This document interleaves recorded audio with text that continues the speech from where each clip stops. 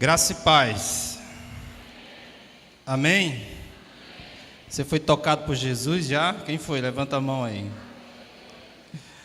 Quem ainda não foi, permita, que Jesus toque no seu coração, porque Ele livrará você da escuridão, como diz o hino que a gente cantou aqui nessa noite.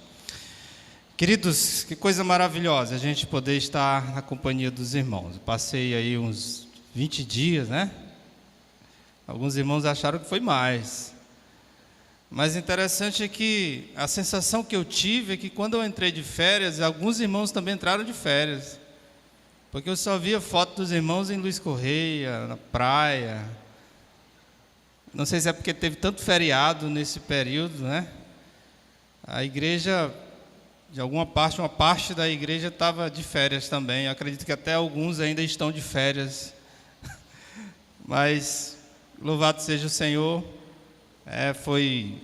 tem sido dias maravilhosos na companhia do Samuel. Samuel ainda não pode vir ainda, recomendação médica, viu? O médico disse: pastor, tem que esperar você tem que passar ainda mais alguns dias para Samuel e a igreja, A vontade é de estarmos aqui com ele, mas é importante, Eu vejo tanto irmão gripado, por onde eu passo eu encontro um gripado. E, de fato, a criança tem a imunidade muito baixa e precisa realmente estar ali quietinho, guardadinho. Mas logo, logo Samuel vai estar aqui para vocês conhecerem. Alguns irmãos: pastor, você não botou no Facebook, não sei aonde. Eu tenho assim uma dificuldade, queridos, de estar postando coisas no Facebook. E graças a Deus, muitos irmãos têm visitado Samuel, têm ido lá em casa. Eu louvo a Deus pelo carinho, pelo cuidado que os irmãos têm tido para conosco. A gente fica muito feliz, tá bom? Alguns irmãos se justificam: pastor, eu ainda não fui porque eu sei que tem muita gente indo, mas que bom, coisa maravilhosa. Deus tem nos abençoado, tem sido noites mal dormidas, mas é muito bom. É muito bom e maravilhoso poder estar vivendo esse momento, tá bom? Estive ausente da igreja, mas estive presente, estive acompanhando as mensagens. Eu vi o pastor Isaac pregando aqui sobre restauração, que mensagem poderosa. Vi os irmãos vindo aqui à frente, se quebrantando, como isso é importante.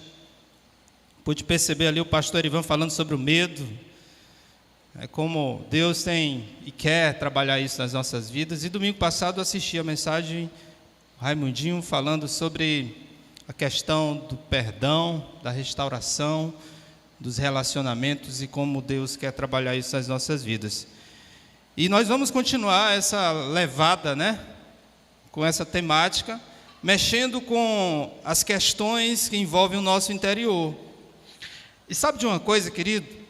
O grande desafio do ser humano é saber lidar consigo mesmo. A gente sempre busca ver quando surge um problema em nossa volta, a gente sempre busca ver ou achar que o problema está do lado de fora. Não está em mim, está na pessoa que está comigo, está na circunstância, está na situação. O problema está na crise, o problema está nesse governo que está aí, o problema está na minha esposa, porque ela é uma pessoa que é muito difícil. Por que nós sempre achamos que o problema está do lado de fora e não está em mim, não está dentro de mim? E isso é muito preocupante, porque enquanto eu não conseguir enxergar o que se passa dentro de mim, eu nunca vou saber lidar comigo mesmo. Eu percebo que tem algumas pessoas que não sabem lidar com elas mesmas, porque de repente elas manifestam um tipo de reação incontrolável. É como se ela não tivesse o controle das suas ações, das suas palavras, das suas atitudes, dos seus gestos. Isso demonstra que essa pessoa ela não tem ou não sabe lidar com ela mesma. Será que você é uma pessoa desse jeito? Será que você é uma pessoa que não consegue se controlar em determinadas circunstâncias ou situação? É necessário, queridos, que nós venhamos fazer uma autorreflexão. O ser humano precisa se conhecer melhor. E eu entendo que esse conhecimento passa por uma avaliação do nosso interior.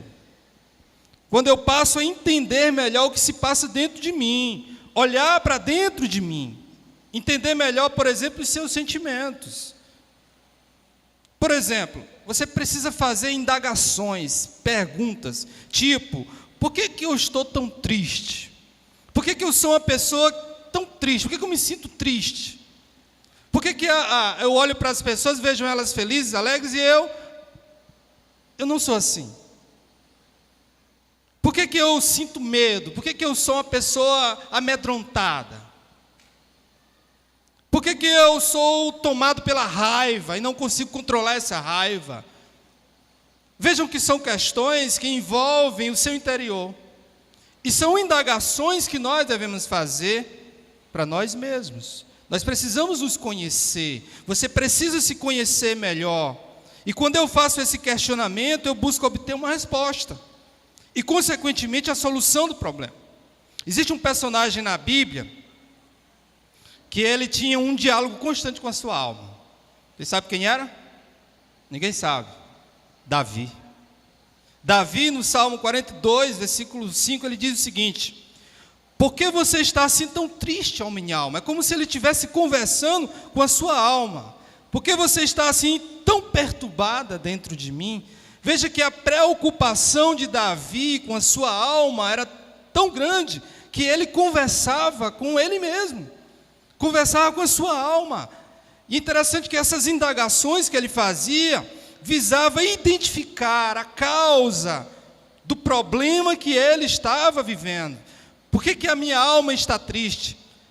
Especificamente nesse texto do Salmo 42, se você observar, ele vai perceber e ele vai dizer que a tristeza da sua alma, a causa da sua tristeza, era a desesperança. Porque Davi era um homem de guerra, de batalha.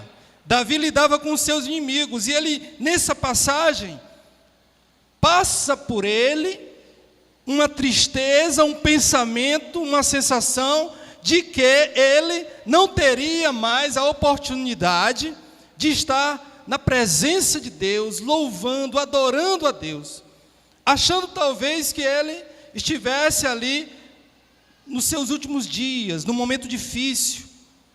E aí o que é que ele diz? Qual a resposta que ele dá à sua alma? Ponha a sua esperança em Deus, ó alma, pois ainda o louvarei.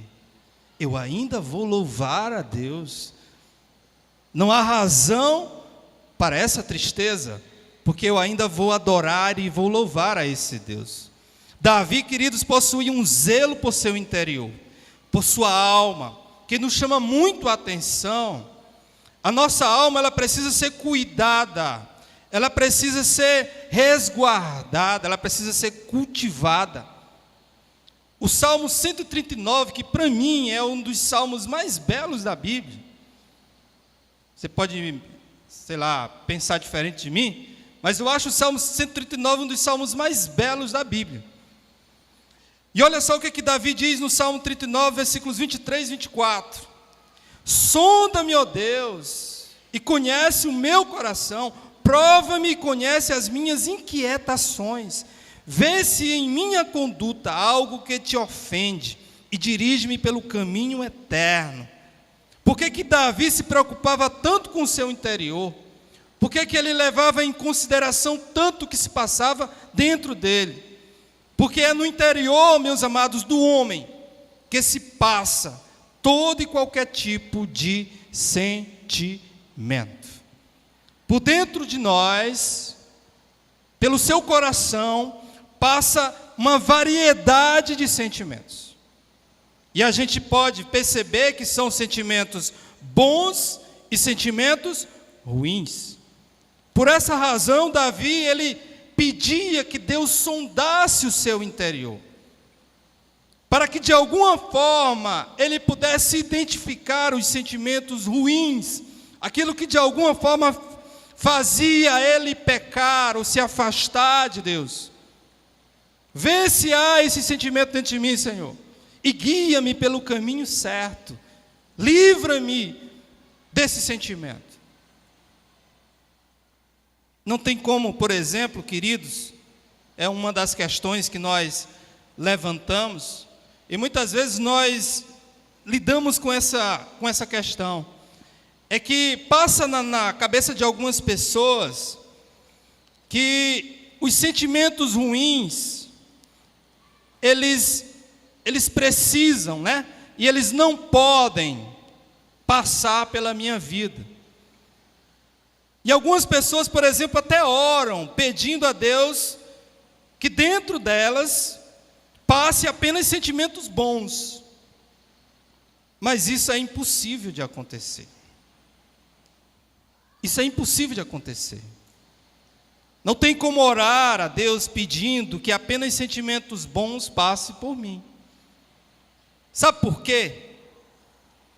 Porque o interior do homem foi corrompido pelo pecado, bem como a sua natureza. Ou seja, Jesus em Mateus 15, 19, ele até fala isso. Quando questionado ali, levantada aquela questão a respeito do comer, do que entra pela boca, do que sai. E aí Jesus vai dizer o seguinte: pois do coração saem os maus pensamentos, os homicídios, os adultérios, as imoralidades sexuais, os roubos, os falsos testemunhos, as calúnias. Então é impossível evitar que os sentimentos ruins passem por mim ou por você. Eles vão passar por você. Eles vão, de alguma forma, chegar na tua vida. Você já teve a sensação assim de querer matar alguém? Você já xingou alguém sem falar alguma coisa, mas na mente, no trânsito, por exemplo? Você consegue absorver apenas os sentimentos bons em sua totalidade, na sua vida? Isso é impossível de acontecer, queridos. Jesus, ele diz que o coração do homem, ele, de alguma forma, ele foi contaminado, a nossa natureza foi contaminada. Então, pastor, como é que deve ser a minha oração? A sua oração deve ser a seguinte: Senhor, me ensina a lidar com os meus sentimentos, para que eles não me levem a pecar contra ti. Davi entendia diante de Deus que dentro dele poderia estar ou ter sentimentos negativos, ruins, que pudessem de alguma forma fazê-lo pecar. Em outra passagem ele diz: guardei a tua palavra no meu coração para não pecar contra ti. O esforço de Davi era tremendo em relação ao cuidado com o seu interior, com o seu coração, porque ele dizia que se eu guardar a palavra de Deus no meu coração, eu vou evitar o pecado. A minha oração deve ser: ensina-me, Senhor, a lidar com os meus sentimentos, para que eles não me levem a pecar contra ti. Vê se há em mim algum caminho mau. Ou então a sua oração deve ser a seguinte: Senhor, me ensina a valorizar os bons sentimentos e guardar o meu coração em Cristo. Efésios capítulo 4, do 7 ao 8, Paulo diz o seguinte: e a paz de Deus, que excede todo o entendimento, guardará os seus corações e a sua mente em Cristo Jesus. Finalmente, irmãos, tudo que for verdadeiro, tudo que for nobre, tudo que for correto, tudo que for puro, tudo que for amável, tudo que for de boa fama, se houver algo de excelente ou digno de louvor, pensem nessas coisas. Sentimentos ruins podem passar por nós. Eles vão chegar na tua vida. Eles vão bater a tua porta. O problema não é eles passarem por mim. O problema é quando eles se alojam em meu interior. Quando eles ficam presos dentro de mim. E esses sentimentos ruins, essas emoções ruins, elas são destrutivas, elas têm uma capacidade de destruir. E nós temos falado sobre isso. O medo, por exemplo, que destrói os sonhos das pessoas, que impede as pessoas de prosseguir, de avançar. A ansiedade, por exemplo, que é um outro problema do ser humano, que leva o homem a se precipitar muitas vezes nas suas decisões, nas suas escolhas. O problema é quando esses sentimentos, eles se alojam na minha vida e eu não consigo mais me livrar de tal sentimento. Deus não quer que sejamos dominados por eles. E essa noite eu queria compartilhar mais uma vez um desses sentimentos.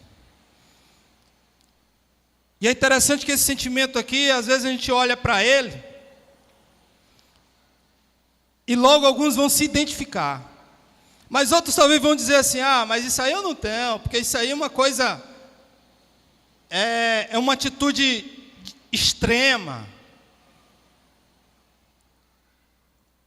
Hoje nós vamos falar um pouco sobre a ira, queridos. E eu queria pedir que você abrisse em Efésios 4, 26 ao 27.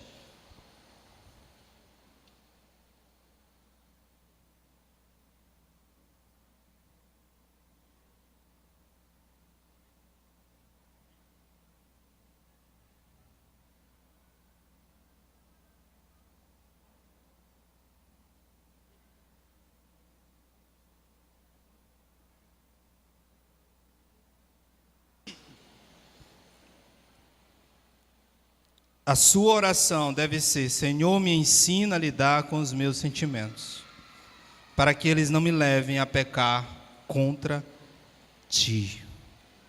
Me ensina, Senhor, me ajuda a controlar, a não permitir que fuja do controle da situação. Efésios 4, 26 a 27 diz o seguinte: quem encontrou, diga amém.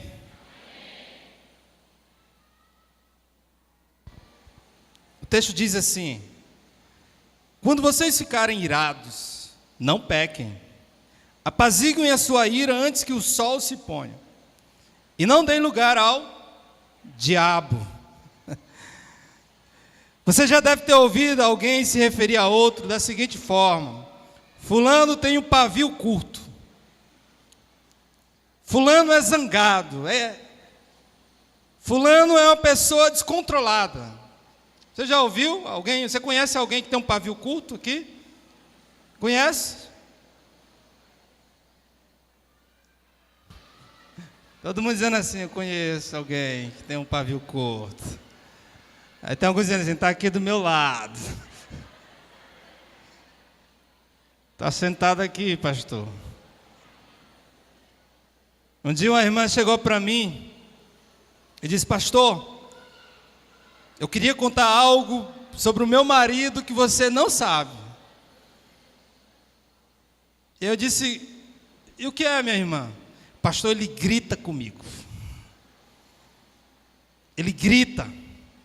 Irmã, mas o irmão é tão quieto. Mas você não conhece, pastor. Você não convive com ele. Às vezes só conhece quando convive, né?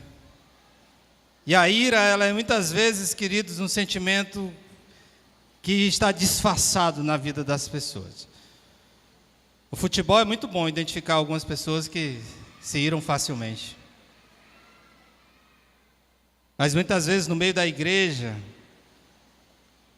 conversando ou tendo esse contato superficial, não dá para conhecer, não dá para saber. A ira, meus amados, nada mais é do que um sentimento de raiva e indignação. Você sentiu raiva ou sente raiva por alguma coisa? Você já sentiu raiva? Claro que sim. Todos nós sentimos raiva em determinados momentos. Todos nós sentimos indignação em determinados momentos. Então quer dizer que todos nós temos esse sentimento de ira. O sentimento de ira, ele faz parte da nossa vida. Mas é interessante entender que existe dois tipos de ira. E Paulo, quando escreve aqui, a gente observa, e alguns irmãos podem até dizer assim: pastor, mas ira não é pecado, irar não é pecado. Paulo está dizendo aí que há uma possibilidade de irar e não pecar. É como se houvesse uma ira controlada, uma ira que de alguma forma não leva o homem a pecar, ainda. Mas é isso que nós identificamos, queridos. Existem a ira controlada e direcionada para uma causa correta. Vocês querem um exemplo? Jesus Cristo, Mateus 21:12. Jesus chega no templo e encontra um monte de cambista lá no templo. Então Jesus ele é tomado por uma indignação, por uma ira. E naquele momento Jesus, indignado, o texto diz, ele entrou no templo e expulsou todos os que ali estavam, comprando e vendendo, derrubou as mesas dos cambistas e as cadeiras dos que vendiam pombas. Ou seja, a indignação de Jesus foi direcionada a uma causa justa. Então existem muitas coisas na vida, situações, onde nós somos tomados por essa indignação. Eu, por exemplo, queridos, as causas que envolvem as questões sociais. Quando eu vejo, por exemplo, a fome, as necessidades, a violência contra a mulher, a violência contra crianças, isso traz em nós um sentimento de indignação, de ira. Porém, quando nós conseguimos controlar e esse sentimento fica apenas como algo controlado por mim, isso não é pecado. Quando esse sentimento ele visa também encontrar uma solução, uma saída, veja que Jesus, naquele momento, quando ele é tomado por essa indignação, ele busca solucionar aquele problema. Inclusive o texto fala que nenhum daqueles homens tentou se levantar contra Jesus naquele momento, porque eles entendiam que o que eles estavam fazendo era errado. E a indignação de Jesus, ela foi direcionada para solucionar um problema. A Bíblia diz que os discípulos também, eles ficaram indignados em determinados momentos, quando Tiago e João fizeram aquela proposta indecente de pedir, a Jesus para estarem ao lado dele, um à direita e outro à esquerda. E aí quando os outros 10 ouviram essas coisas, ficaram indignados com Tiago e João. Marcos 10:41 registra isso. Mas a Bíblia ela fala de uma ira descontrolada. E eu entendo que essa ira descontrolada é aquela que dá lugar à carne, aquela que me leva a pecar. Um exemplo, Gênesis 4, do 4 ao 5. O primeiro homicídio que aconteceu, veja só o semblante de Caim, veja só o aspecto de Caim, quando Deus rejeita a sua oferta. Versículo 4, 5 diz: o Senhor aceitou com agrado Abel e a sua oferta, mas não aceitou Caim a sua oferta. Por isso Caim se enfureceu e o seu rosto se transtornou. A ira de Caim foi uma ira incontrolável, que levou ele a tomar uma atitude extrema, levou ele a cometer um homicídio, a matar o seu próprio irmão. Foi uma ira direcionada a uma causa injusta, descontrolada. É essa que dá lugar à carne. É essa que Paulo está dizendo, para que nós venhamos apaziguar ela, para que de alguma forma ela não se transforme em pecado. Paulo, no texto de Efésios, ele diz para não darmos lugar ao diabo. Pastor, o que é não dar lugar ao diabo?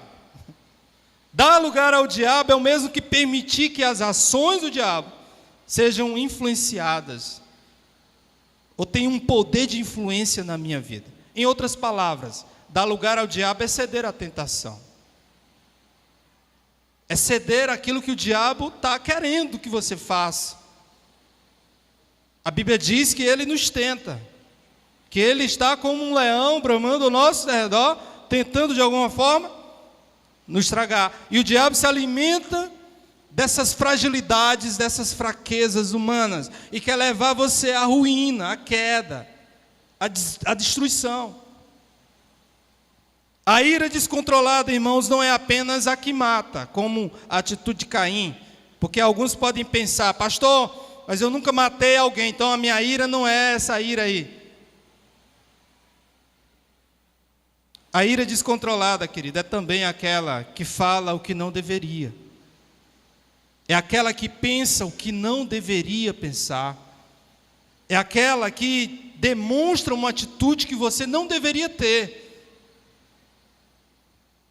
Por exemplo, Moisés, ele é um grande exemplo. Você pode olhar para a vida de Moisés e você vai identificar 2 momentos na vida de Moisés onde ele demonstrou, ele protagonizou 2 tipos de ira. A primeira foi quando ele desce do Monte Sinai. Quando Moisés ali, depois de passado tantos dias no Monte Sinai, ele desce, quando encontra o povo de Israel adorando o bezerro de ouro. A ira e a indignação de Moisés foi tão grande que ele pega as tábuas e quebra as tábuas que Deus tinha dado. Mas vejam que aquela ira ali, ela foi uma ira justa, uma ira que buscou de alguma forma resolver um problema. E de fato Moisés resolve o problema, porque ele busca diante de Deus separar aqueles que queriam adorar a Deus e aqueles que não queriam. Mas Moisés é acometido também pela ira incontrolável. O texto diz que em determinados momentos, na relação que Moisés tinha com o seu povo, Moisés ficou indignado com aquele povo, porque era um povo desobediente, um povo que sempre cobrava de Moisés e jogava na cara dele: tu é o culpado de estarmos aqui nesse lugar, nós deveríamos ter ficado no Egito. Em determinados momentos Deus dizia para Moisés: Moisés, faz isso. E Deus disse para Moisés falar uma rocha, e a rocha iria jorrar água. Mas a indignação de Moisés, a ira de Moisés foi tão grande que ele não se controlou. Ao invés de falar a rocha, ele pegou seu cajado e bateu 2 vezes com muita força na rocha. Isso está registrado em Números 20:11. Então Moisés ergueu o braço e bateu na rocha 2 vezes com a vara. Aquilo, meus amados, desencadeou uma consequência na vida de Moisés.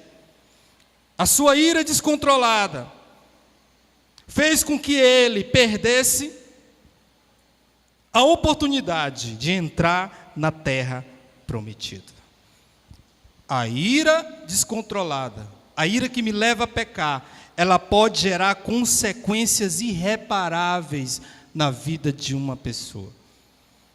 Todo dia, quando você liga a televisão, você diz assim: marido mata a mulher, marido mata não sei quem. Aquelas pessoas, meus amados, muitas vezes tomadas por uma ira, por um sentimento incontrolável, que são capazes de matar, de tirar a vida de outra pessoa. A gente vê isso constantemente nos jornais, na televisão. E muitas pessoas, muitos de nós, infelizmente, somos dominados por isso. Você, às vezes, é dominado por esse sentimento, onde você não tem o controle. Moisés, ele demonstra o descontrole frente à sua indignação. E isso causou consequências irreparáveis na sua vida. Talvez você já perdeu uma amizade por causa do seu descontrole. Talvez você já perdeu um relacionamento, um marido, uma esposa, por causa do seu descontrole. Talvez você já perdeu um emprego no seu trabalho, porque você foi descontrolado. Você teve um ataque de fúria, de ira. Talvez você já entrou numa briga, se meteu numa briga porque você perdeu o controle. Talvez você tenha falado ou dito coisas que não deveria dizer para alguém, porque você perdeu o controle. O pior de tudo isso, queridos, é que existem algumas pessoas que acham que isso é uma coisa normal, comum. Pastor, é minha natureza. É a minha natureza. Eu quero dizer para você, e esse texto de Efésios, se você tiver a oportunidade de ler o início dele, lá no começo, Paulo vai abordar essa questão. Vai dizer que você é nova criatura em Cristo Jesus. E como nova criatura em Cristo Jesus, as coisas velhas, eis que tudo se fez novo. Aí é onde entra, se eu tenho esse problema, é onde entra o processo de restauração. Aquilo que o pastor Isaac pregou muito aqui. Se eu não consigo controlar um problema, eu preciso de ajuda. Eu preciso compartilhar com outras pessoas. Eu preciso do auxílio de outras pessoas para que essas pessoas, de alguma forma, me dêem um suporte, uma ajuda. Eu preciso reconhecer isso, admitir. Agora, tentar cobrir o sol com uma peneira e achar que isso aí é uma coisa normal, comum, não é. Não é.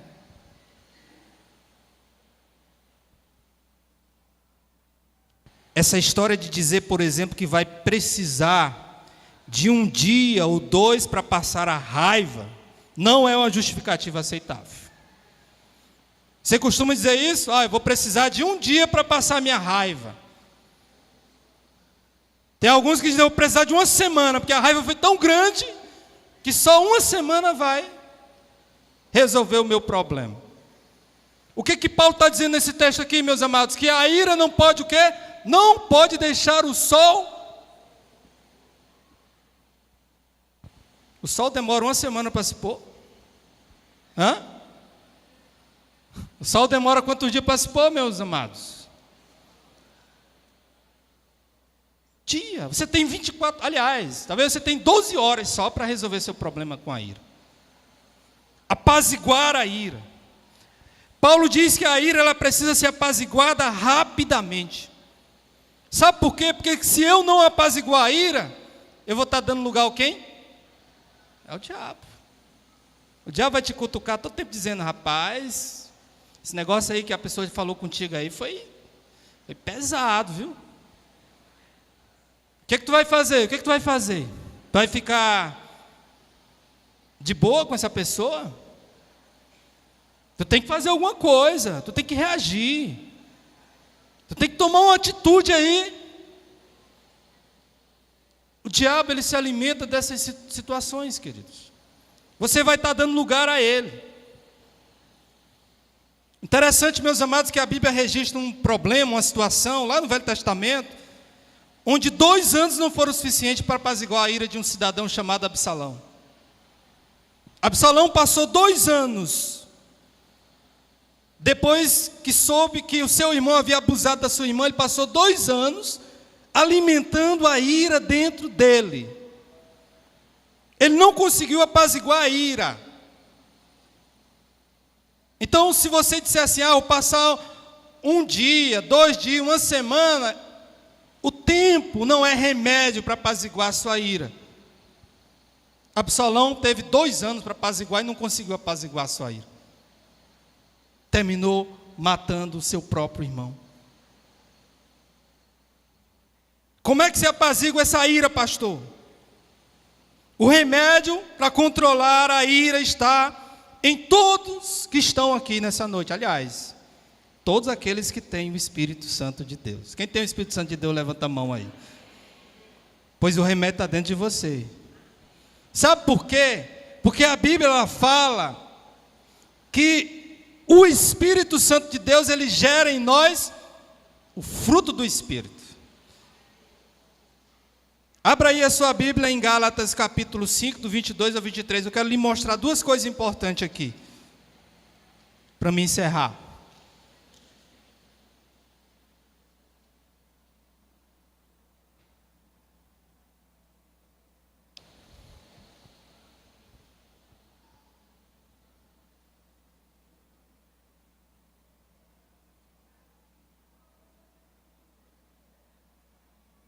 O remédio para controlar a ira está em você.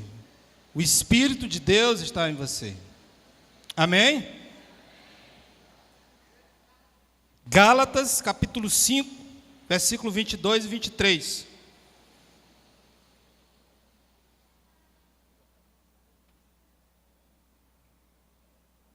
Que diz o seguinte, vai dizer o seguinte: mas o fruto do Espírito é, vamos lá comigo? Amor, alegria, paz, paciência, amabilidade, bondade, fidelidade. Vamos voltar aí, esses dois aí, os dois últimos aí, vamos lá? Mansidão e domínio próprio. Dois ingredientes que são citados por Paulo, que são gerados pelo Espírito Santo de Deus, que resolve o problema da ira, que solucionam o problema da ira. Eu entendo que o fruto do Espírito Santo, ele não pode ser separado. Eu já disse isso. Esse fruto, essa parte aqui eu tenho, essa aqui eu não tenho. Ou você tem todos eles, ou você não tem. Porque não são os frutos do Espírito, é o fruto do Espírito. E o fruto do Espírito, ele é capaz de gerar tudo isso aqui. Vou só falar um pouquinho aqui sobre mansidão. Algumas pessoas dizem que eu sou manso, né? Mas de vez em quando, agora dizem, você não convive com o pastor, né? Mas graças a Deus, queridos, eu posso dizer para você que uma das coisas que Deus tem me dado e tenho desfrutado é dessa mansidão. Tenho conseguido me controlar e creio que isso não vem de mim, é o Espírito Santo de Deus. Deus tem me auxiliado, é o Espírito de Deus que tem me ajudado. Lá em Mateus 11, 29, isso aqui é Jesus que está dizendo. Olha só o que ele diz: tomem sobre vocês o meu jugo e aprendam de mim, pois sou manso e humilde de coração, e vocês encontrarão descanso para as suas almas. Existe a possibilidade de você ser uma pessoa mansa? Há essa possibilidade? Claro que existe. O Espírito de Deus habita em você, não habita? Segundo, você está buscando aprender mais de Jesus, não é? É ou não é? Será que você não busca copiar o Mestre? É isso que eu faço na minha vida. E Jesus disse que uma das características dele é a mansidão. Jesus disse que é possível adquirir mansidão aprendendo com o seu exemplo. Os mansos possuem uma capacidade maior de controlar o sentimento de ira. Busque a mansidão. Busque o exemplo de Jesus Cristo na sua vida. Se espelhe nele. Tente olhar para o seu exemplo. Quantas vezes Jesus foi injuriado, foi zombado, foi maltratado. Jesus diz lá, até Isaías fala, como uma ovelha muda, ele se comportou. A ideia de Jesus, por exemplo, de se alguém bater no teu rosto, tu virar o outro lado. Algumas pessoas dizem, pastor, isso aí não pode acontecer comigo, jamais, eu não consigo. Se você não consegue, meu irmão, você tem que orar. Por mais difícil que seja. Nós vivemos hoje num mundo, meus amados, onde as pessoas estão vivendo uma insensibilidade. Qualquer coisa, o ser humano ele perde o controle e é capaz de fazer, de agir com violência contra outra pessoa. E somos tomados pela violência em todas as esferas. Nós precisamos dar um basta na violência, querido. A violência não pode ser algo, ou não pode estar presente na vida dos filhos de Deus, dos servos de Deus. A nossa vida deve ser um ambiente de paz, de harmonia, de amor, aquilo que Jesus nos ensina. Eu vejo tantas pessoas alimentando violência, sentimento de ira, de raiva contra o seu semelhante. E às vezes vejo até em discursos de alguns crentes. A mansidão é o fruto do Espírito Santo. Mas existe ainda um outro ingrediente citado aqui por Paulo: domínio próprio. Salomão diz: o tolo dá vazão à sua ira. O tolo permite que a sua ira leve ao pecado, dê lugar à carne. Mas ele diz: mas o sábio domina-se. O tolo, grave isso, o tolo dá vazão à sua ira, mas o sábio domina-se. Você que de alguma forma não consegue se controlar, Paulo está comparando, aliás, Salomão está dizendo que essa pessoa é tola. O domínio próprio não se refere também, queridos, apenas à ira, mas às várias outras circunstâncias onde somos tentados. Um homem que não consegue ter domínio próprio, dificilmente ele vai conseguir viver e andar em paz com ele mesmo, com Deus e com as pessoas que estão ao seu derredor. Eu entendo que quem possui domínio próprio tem uma vida pautada no equilíbrio. Domínio próprio, querido, é ter uma vida equilibrada. Porque alguém que tem o domínio próprio, ele consegue controlar as suas ações, as suas emoções, os seus sentimentos. E o que falta em muitos de nós é domínio próprio. É você permitir que o Espírito de Deus domine a sua vida. Porque nós não temos a capacidade. Mas se dermos lugar a Deus, Ele vai, através do seu Espírito, controlar as minhas ações, as minhas atitudes. Mas às vezes nós queremos dar lugar ao diabo e deixamos de dar lugar a Deus. Quem você tem dado lugar? A quem você tem dado lugar? A Deus ou ao diabo? A ira deve estar sobre o meu controle e não a ira controlar a minha vida. Porque quando eu sou controlado pela ira, essa é a ira carnal que me leva ao pecado, que me leva à ruína, que me leva à destruição. Mas a ira deve estar sobre o meu controle. Eu preciso ter mansidão e domínio próprio. Você tem o Espírito Santo de Deus aí em você. Deus habita em você. E Ele vai te dar o controle. Ele vai te dar essa capacidade de se controlar. Eu queria convidar você a ficar de pé agora, nesse momento. O remédio está dentro de você, querido. A solução está em você. Não queira dizer o seguinte: eu me zango, eu me iro porque a culpa é de fulano. Não. A solução está em você. Está dentro de você. Pastor, é fulano que me faz perder a cabeça. Não. Se o Espírito de Deus habita em você, nada vai fazer você perder a cabeça. Porque é Deus agindo em você.